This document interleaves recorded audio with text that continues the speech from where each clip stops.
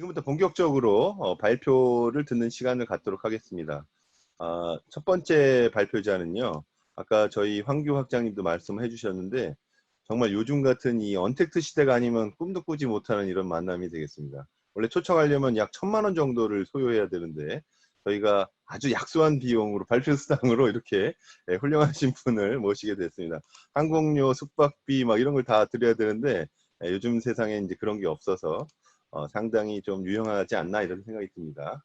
최재하 교수님은 저 개인적으로 굉장히 존경하는 우리 학계 교수님이시고 저랑도 가끔 요즘에 뵙고 뭔가를 하고 있는데 조지 워싱턴 대학에서 측정평가 시험 학위 담당 교수를 맡고 계시고 미국의 카파 연구소에서 진행하는 카파 프로젝트 뭔지에 대해서 아마 이제 발표 중에 말씀해 주실 것 같은데 제가 오늘 기대하는 굉장한 것은 미래의 평가 이걸 이제 오늘 좀 말씀해 주시지 않을까 생각이 됩니다. 온라인이라서 뜨거운 박수 소리는 안 들리겠지만 모션으로 뜨거운 박수로 맞이하도록 하겠습니다. 최재하 교수님 부탁드리겠습니다. 감사합니다.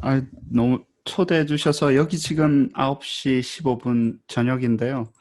저도 그런데 선생님들 많이 계신데 여기 이렇게 주말까지 이렇게 많은 선생님들 계셔서 너무 감사하기도 하고 죄송하기도 하고 나중에 조금 말씀드리겠지만 저희 어머니 아버님께서도 선생님이셨어요. 초등학교 선생님이셔서 이렇게 엄마 아빠가 주말에 공부하거나 연수하면 참 안 좋았던 것 같아요. 왜냐면 주중에만 하시지 왜 주말에는 나랑 안 놀고 안 돌봐주시고 계속 공부하시나 그러셨는데 그 시간 충분히 이해하면서 좀 좋은 시간 될 수 있도록 한번 최선의 노력을 다해 보도록 하겠습니다. 안녕하세요. 저는 조지 워싱턴 대학교에서 근무하고 있는 최재화라고 하고요. 오늘 발표의 주제는 기술을 활용한 미래형 평가, 그리고 디지털 지식이라는 게 뭐고, 그리고 이 디지털 지식을 어떻게 활용하고, 어떻게 평가에 응용을 하고, 그것에 대한 교육적 함의가 뭔지 오늘 간단하게 나눠보도록 하겠습니다. 디지털 지식에 대해서 먼저 이야기를 조금 해야 되겠죠. 디지털 지식을 이야기를 할 때 제가 이 그림을 항상 사용을 합니다. 이 그림은 횃불잡이라는 그 조각상에 대한 사진인데요. 이 조각상이 의미하는 것은 transmission of knowledge to next generation. 그러니까 다음번 세대에 우리가 어떻게 지식을 전달하는가에 대한 것을 상징화한 그 조각상이에요. 근데 여기 조각상에 보면 죽어가는 이 늙은 남자가 멋있게 말 타고 있는 새로운 제너레이션에 있는 그 세대에게 주는 게 있는데 이 주는 게 바로 지식을 상징하는 횃불입니다.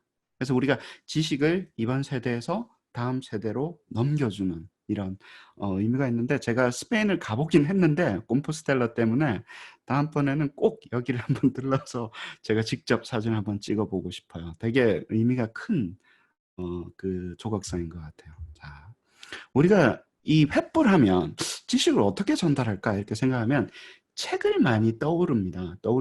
저희가 이제 도서관에 있는 이 많은 책들 속에 저희 지식을 적고 그리고 이 책을 통해서 우리는 배웠고요. 또 이 책을 가지고 학습도 하고 또 이야기도 나누고 또 전달도 하고 그런 과정을 많이 거칩니다. 근데 이 책이 어디서 나왔을까요? 곰곰이 생각해 보면 전문가의 지식이 이 책 속에 다 녹혀져 있구나라는 것을 저희는 알 수가 있죠. 교수님들께서 만드시고 선생님께서 만드시는 이 교재 속에 저희의 지식이 고스란히 녹혀져 있어서 그 지식을 가지고 우리가 다음 세대로 전달을 합니다. 그리고 요즘에는 이걸 가지고 강의도 하고요. 이걸 가지고 또 배우기도 하고 그러니까 티칭과 러닝이 이 횃불 같은 이 책을 가지고 이루어진다라는 것을 저희가 알 수 있는데요. 특히 요즘에는 이제 디지털북이라고 이제 많은 책들이 종이책이 아니라 이제 디지털 속으로 들어가서 이게 책인지 컴퓨터인지 이렇게 구분이 잘 안 되는 그런 세상을 살고 있습니다.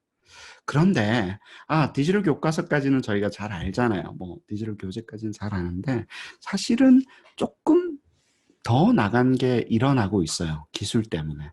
저희가 오늘 말씀드리고자 하는 거는 디지털 교과서 이후로 뭐가 나가고 있지? 어떤 거지? 어떤 게 지금 진행되고 있지? 그것을 나누기 위해서 제가 이 자료를 준비했는데요. 어떤 테크놀로지가 어떤 이노베이션을 이루고 있는지 한번 이야기를 한번 해보시죠. 네. 그 이유는 조금 이렇게 함축적으로 먼저 말씀을 드리면 저희가 수천 년간 약 2000년 정도 됐어요. 책 속에 지식을 적어서 다음 세대에게 전달을 하는, 결국에는 book as a medium of knowledge transmission. 그러니까 지식 전승을 하기 위한 도구로서 저희가 주로 책을 썼다라는 거예요. 그러니까 이 도구가, 잘 들어보세요. 이 책이라는 도구가 이제 디지털 기술 때문에 바뀌고 있는 거예요. 근데 단순하게 디지털 북이 아니라 다른 형태로 바뀌어가고 있는 것을 제가 이야기하기 위함입니다. 예를 들어서 구글 서치 엔진을 한번 예를 한번 들어볼게요. 구글 서치 엔진 요즘 테크놀로지가 발전했으니까 이제 구글에 가서 저희가 이제 구글링이라고 그러죠. 구글 신에게 물어보자, 혹은 구글링을 해보자, 이러면서 우리가 정보를 찾는데, 이 서치 엔진이 하는 일을 찬찬히 들여다보면요, 인터넷 속에 있는 많은 정보를, 웹사이트의 정보를 로봇이 가서 긁어서, 그리고 그것을 인덱싱해서 우리한테 알려주는 어떤 지도 역할을 합니다. 근데 구글 자체는 지식을 생산하지는 않고요, 지식이 어디에 있는지, 찾고자 하는 정보가 어디에 있는지 알려주는 역할을 하는데요. 이렇게 알려주는 역할을 해주는 거대한 데이터베이스를 우리가 인덱스드 데이터베이스라고 그래요. 근데 이것은 사실은 디지털 인포메이션을 인덱싱했다라는 거지, 지식하고는 조금 틀리죠. 왜냐하면 지식 있는 사람이 웹사이트에 정보를 적어놓은 거고, 구글은 이 정보가, 어떤 정보가, 찾고자 하는 정보가 어디에 있는지 맵처럼 알려주는 건데요. 근데 이 디지털 정보 자체가 이제는 디지털 정보를 조금 넘어서 데이터에서 정보로, 정보에서 조금 넘어선 다음 단계인 무언가로 지금 진화를 하고 있다는 사실입니다. 그것을 저는 디지털 나리지라고 부릅니다. 그래서 디지털 인포메이션이 인덱스 잘 되어 있는 것과, 그리고 이 knowledge가 디지털 상태로 존재한다라는 것, 그리고 우리가 지금 그것을 만들고 있다라는 것은 상당히 다른 개념이죠. 근데 디지털 knowledge를 이야기하기 위해서 knowledge가 뭐지? 지식이라는 게 뭐지? 어떻게 define을 하는 거지? 기계에게 우리가 지식을 주거나 지식을 기계를 통해서 우리가 형성시키려고 할 때 도대체 안다라는 게 뭘까? 우리가 지식이라는 게 뭘까 생각을 해보면 많은 데피니션들이 있어요. 철학자가 하는 knowledge by acquaintance 혹은 knowledge by description, 이렇게 지식을 우리가 철학적으로 정의할 수도 있고요. 지식을 우리가 흔히 이제 그 교육 심리학에서 하는 declarative knowledge, 그렇죠? 그 다음에 procedural knowledge 혹은 conditional knowledge, 이런 식으로 우리가 지식이라는 것, 안다라는 것을 또 정의할 수도 있습니다. 또 우리 이제 조금만 다음 단계로 넘어가면 그 암묵지, 형식지 이런 이야기 많이 하잖아요. 그래서 tacit knowledge 그리고 explicit knowledge로 구분을 해서 우리가 지식이라는 것을 나누어 봐야 된다는 것은 우리 교과서에서 이미 많이 다루고 있는 내용입니다. 자, 그리고 또 저희는 많은 현상들을, 많은 사물들을 자세하게 관찰해서 그것으로부터 우리가 principle, 그러니까 원리를 아는 방법도 있고, 그리고 우리가 원리를 가지고 그 많은 사물들을 해석을 하는 방법도 있다. 그래서 우리가 귀납적인 방법, 그리고 연역적인 방법으로 지식을 습득하고 그런 방법들이 존재한다는 것은 우리가 수업 시간에 학생들하고 많이 이야기를 하는 부분이에요. 자, 그런데 그리고 요즘 최근에 이제 많이 진행이 되고 있는 것은 우리가 기계에게 어떻게 지식을 줄 것인가 하는 모델들 많이 개발되고 있죠. 이제 그런 것들은 아까 말씀드렸던 사물의 패턴을 잘 관측해서 피어처를 익스트랙트 한 다음에 기계 학습이라는 과정을 통해서 기계가 어느 정도 지식을 갖게 하고, 그 지식을 가져서 그 지식을 가진 다음에 우리가 실제하고 너무나 비슷한 예를 들어서 사람처럼 말하고 사람처럼 생각하고 인식하는 그런 것들을 만들어낼 수 있는 프로듀스 하거나 제너레이트 할 수 있는 기계까지는 저희가 지금 열심히 달려가고 있습니다. 근데 이 방법은 잘 보시면 사물을 잘 관측해서 feature를 extraction 해서 그 extraction 된 feature를 조합을 해서 우리가 만드는 거라서 이 인덕티브 과정에 limitation이 있어요. 인덕션을 하려면 저희가 귀납적인 방법으로 뭔가 원리를 찾으려면 귀납적인 방법이기 때문에 가지는 limitation이 있잖아요. 예, 그 limitation을 자연스럽게 가질 수밖에 없는데, 자, 그렇기 때문에 그것을 극복하기 위한 이제 이야기를 시작을 합니다. 여기에 많은 사물들이 있는데요. 우리가 학습을 어떻게 했냐면 사람은 이런 많은 사물들을 자세히 보면서 그 속에서 우리의 전문적인 지식을 획득을 합니다. 그렇죠. 그리고 그 전문적인 지식을 다음 세대에게 넘기기 위해서, 학생들한테 넘겨주기 위해서 우리가 어떤 교재 같은 것을 만들어서 우리 지식으로 교재나 뭐 도구나 뭐 강의나 이런 것을 만들어서 예를 들어서 전달을 하는 거예요. 이런 식으로 우리가 계속해서 지식이 전승되어 왔었는데, 이제 우리가 하려고 하는 것은 디지털 지식이라는 것을 만드는데, 우리가 디덕티브 머신 에듀케이션, 우리가 사실은 약간 주입식 교육인데 전문가들이 알고 있는 우리가 원리를 기계에게 주입을 해서 디지털 나울리지를 만들자라는 거예요. 그렇게 해서 만들면 우리가 아까 했었던 인덕티브 머신 러닝 방법 있죠. 왜 귀납적으로 배우는 것은 한계가 지어집니다. 왜냐하면 귀납적으로 배우려면 데이터가 있어야 되는데 데이터가 많을 수도 있고 많지 않을 수도 있잖아요.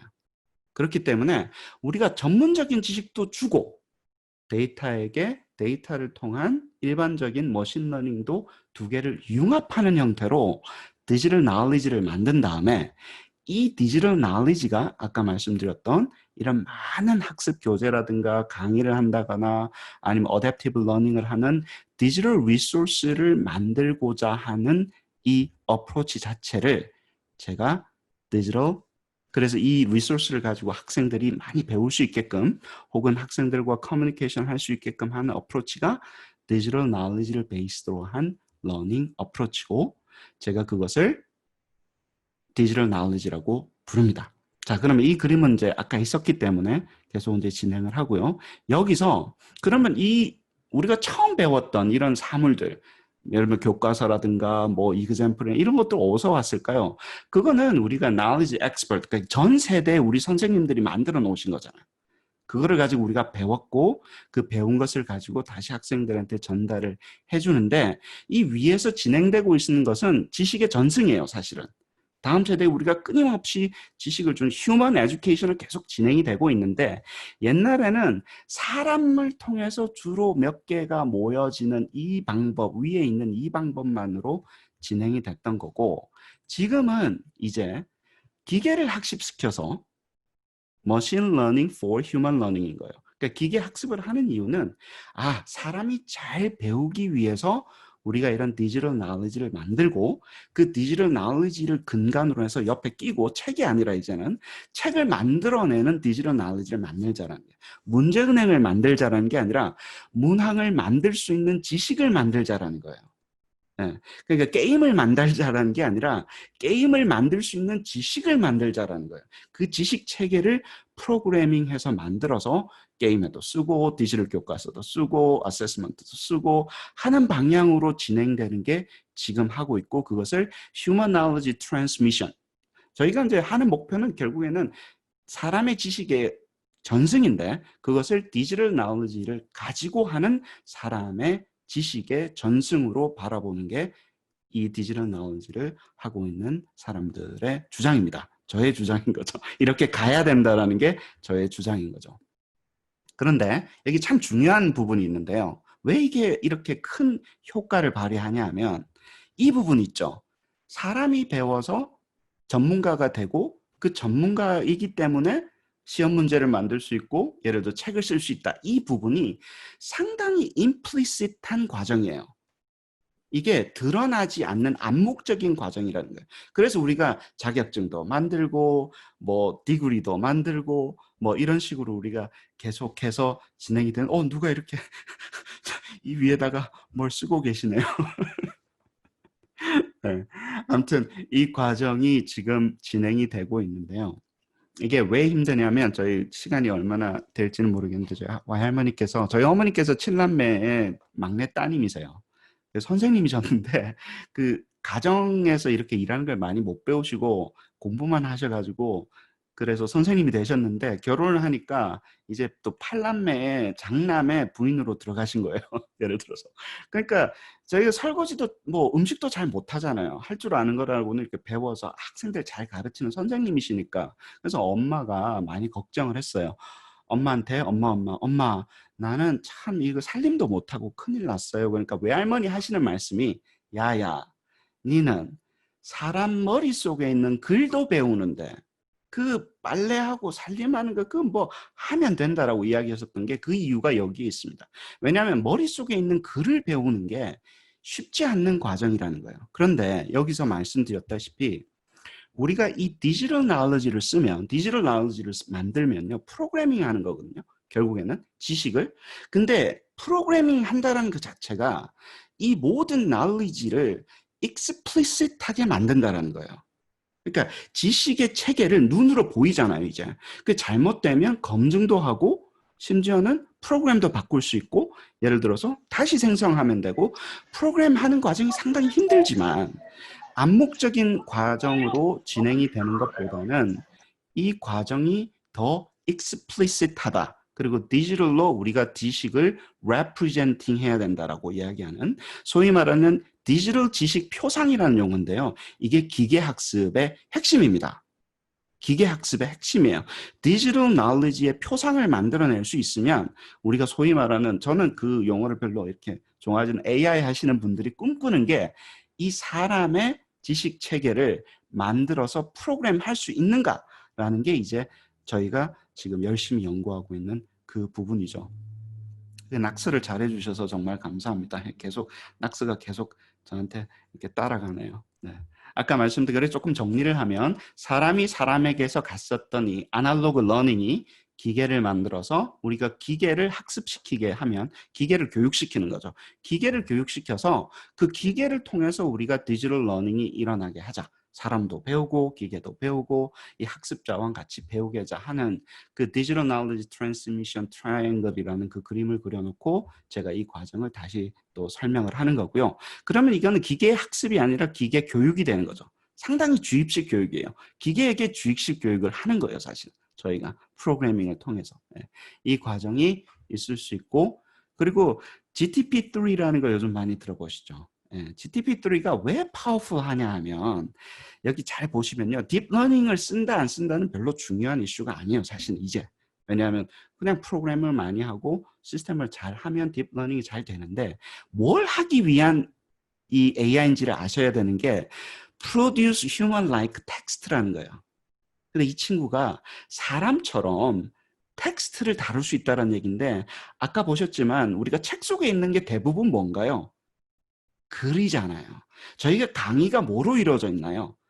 텍스트로 이루어져 있잖아요. 저희 지식의 대부분은 글과 그림으로 이루어져 있습니다. 사람이 안다라는 거는요. 책으로 바꾸면 바깥에 나오면 글과 그림으로 이루어져 있는데 이제 그 글을 기계가 만들어내는 단계에 간 거예요. 필요한 글을. 아주 로워 레벨에서는. 그래서 이게 지금 GTP3가 교육적인 함의가 상당히 큰 거예요. 지식을 전달할 때는. 왜냐하면 이제 지식을 기계에게 주고 기계가 그 글도 쓰고 교환도 만들고 말도 하게 하고 하는 시대로 우리가 지금 진입을 하고 있는 겁니다. 그리고 다른 회사를 조금 말씀을 드리면 저희가 Beyond Limit이라는 회사를 보시면 되는데 저는 배팅을 할 때 구글처럼 될 것 같아서 상장을 하면 주식을 꼭 사고 싶은 회사예요. 그래서 이제 이게 9월 23일 날 나온 뉴스거든요. 9월 23일이면 이제 오늘 25일 6일이니까 3일 됐죠. 그죠? 근데 이 회사가 1,500억 원 투자를 받았습니다. 근데 이 회사가 하는 일은 자 읽어볼게요. 인지분석 인공지능 솔루션이란 그러니까 그냥 인공지능이 아니라 인지 분석 인공지능 솔루션인데 이거는 문제 해결을 사람처럼 하는데 사람처럼 하는 거는 인공지능 많이 보셨을 거예요. 근데 가용한 데이터 자원하고 그 데이터 자원하고 인코딩된 인간의 지식을 결합하는 거예요.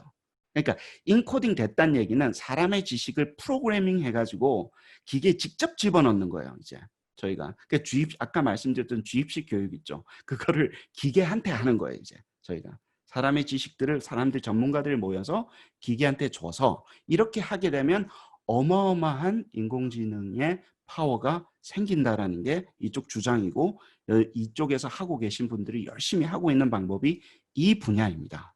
그래서 데이터와 휴먼 나울리지를 결합을 해서 인지분석 인공지능을 만드는 게 지금 하고 있는 일이고 이게 저희가 사람을 교육하듯이 기계를 교육하는 거예요, 이제. 그래서 우리가 사람의 교육으로 그 기계를 사용하는 시대가 이제 다가오기 시작을 하는 거죠. 제가 하고 있는 프로젝트는 카파 프로젝트라고 하는데 full name은 Computer Adaptive Formative Assessment인데요. 여기 이제 아이템 모델링이라고 하는데 지식의 조금의 조각을 만드는 그 작업을 하고 있습니다. 근데 이제 예를 들면 조그마한 지식의 조각을 프로그래밍해서 그 지식의 조각을 가지고 많은 문항이라든가 연습 문제라든가 뭐 교환이라든가 뭐 이런 거를 교재라든가를 생성을 하고 그거를 가지고 이제 활용해서 시험도 하고 수업도 듣고 뭐 어댑티브 러닝도 하고 이제 그런 프로젝트를 하고 있는데요. 2012년부터 한국 교수님 두세 분하고 같이 시작을 했었어요. 그래서 뭐 여러 가지 뭐 랭귀지도 하고 뭐 예를 들어서 뭐 삼성 일렉트로닉스, 그 다음에 교육과정 평가원, 그 다음에 미국에 있는 시스코 시스템스, 그리고 UCLA Children's Hospital, 그리고 요즘 최근에는 이제 싱가포르 교육부, 싱가포르에서 하고 있는 이 SEAB라는 이런 기관과 하고 있는데 저는 게임 베이스드 어세스먼트를 하는 거예요. 그 게임 속에서 게임 속에 문항을 집어넣는 게 아니라 지식의 조각들을 집어넣어서 게임 속에서 이런 그 지식을 활용한 어세스먼트가 이루어질 수 있게끔 저희가 도움을 드리고 있습니다. 2020년도에는 저희가 충남대학교에 있는 AMAC이라고 하는 응용교육측정평가연구소에서 충남대학교 반재천 교수님께서 하고 계신데요. 거기서 저희가 그 기초학력 연구에 대해서 저희가 이 기술을 활용하는 거 해드리고 지맥이라는 시험도 하고 최근에는 아마존에서 저희가 아마존 서티피케이트라든가 거기 인플로이를 다루는 그런 기술로 저희가 조금씩 도움을 드리고 있습니다. 그리고 연세대학교 교육학부에서도요. 그 유지은 교수님께서 하고 있는 모카 팀이 있어요. 모카 팀도 저희가 어세스먼트를 만들어서 한국 학생들한테 이런 기계가 만든 이런 시험이라든가 그 능력 평가를 가지고 그 교과서에서 수업에 활용하는 방법을 하고 계신데 사진을 붙였어요. 모카, 유지훈 하면 되게 멋있어 보이잖아요. 그래서 착각하실까봐 그냥 보시면 그냥 교육학과 교수님이시구나 그러실 거예요. 그래서 사진도 여기 첨부를 했고요. 혹시 관심 있으시면 한국에서도 이런 연구들이 계속 진행되고 있으니까 컨택하셔서 같이 하시면 될 것 같고요. 뭐 이런 example들 뭐 예를 들어 연습 문제라든가 뭐 이런 것들은 이제 기계로 이렇게 만드는 것들을 많이 이렇게 했어요. 읽어주는 기계, 들려주는 기계, 말하면 채점해주는 그런 문항들, 연습 문제들, 교환들 뭐 이런 거 했고요. 혹시 보시고 싶으시면 이거 스캔하시면 되니까 나중에 PDF 받으시면 이거 가지고 스캔해서 이런 문항들도 이제 기계가 만들어내는구나. 프로그래밍하면 뭐 그렇게 아시면 될 것 같고요. 혹시 관심 있으시면 이 책을 근간으로 했습니다. 미슬레비 선생님이 쓰신 소시오 Cognitive Foundation이라는 그 책을 근간으로 했고요. Artificial Intelligence Assessment라는 책에 제가 한 챕터를 썼어요. 그래서 더 아시고 싶으신 분들은 그 핵심 키워드는 이거예요. 인지과학과 테크놀로지를 어떻게 합쳐서 우리가 Assessment for Learning, 학습을 위한 Adaptive Learning으로 우리가 진화를 할 것인가 라는 주제를 가지고 책이 이제 나오고 그 기술을 계속해서 활용하고 있는 거고요.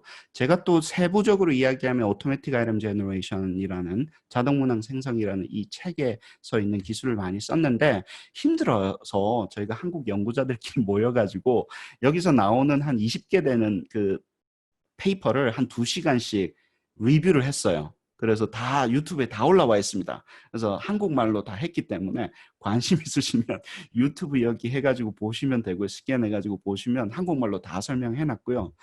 그리고 이제 뭐 저널 아티클 조금 읽고 싶으시면 제가 저널 아티클 한 것도 여기 스캔하시면 PDF로 다 다운로드 받을 수 있으시니까 그렇게 보시고, 그 다음에 제가 이게 지금 창의력 때문에 말씀을 드리는데, 이걸 하다 보면 기계가 창의적이게 되는 거를 저희가 많이 옆에서 봅니다.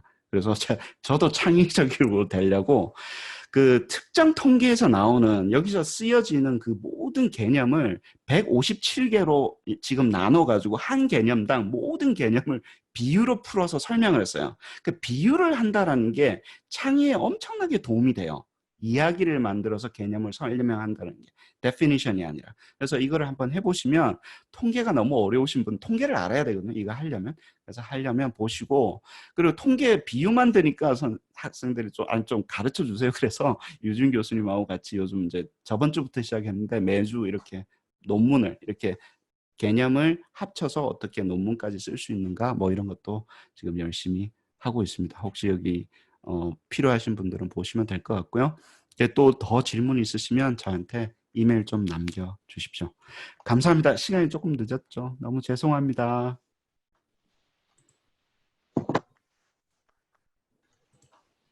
HJ 교수님 너무 감사드립니다. 역시 명강이고 저희한테 굉장히 많은 인사이트를 주시지 않았나 이런 생각이 듭니다. 이번 포럼에 참여해 주셔서 너무 감사드리고요. 네, 다시 한번 뜨거운 박수 부탁드리겠습니다. 네, 감사합니다. 네, 고맙습니다.